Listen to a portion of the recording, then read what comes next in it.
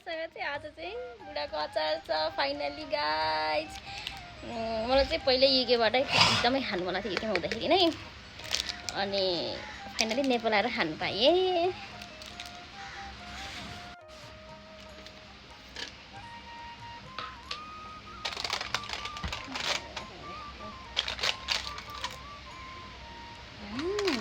मिठो एकदमै टर्रो पिरो जस्तो एकदमै मिठो खालको बास्ना आएको छ।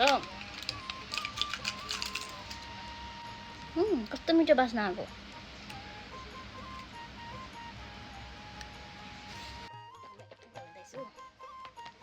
है ल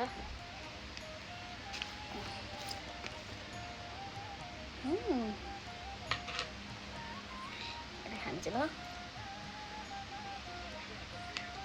अलिकति यो त खानु देउतालाई खाएर साथीहरू बुढाको अचार।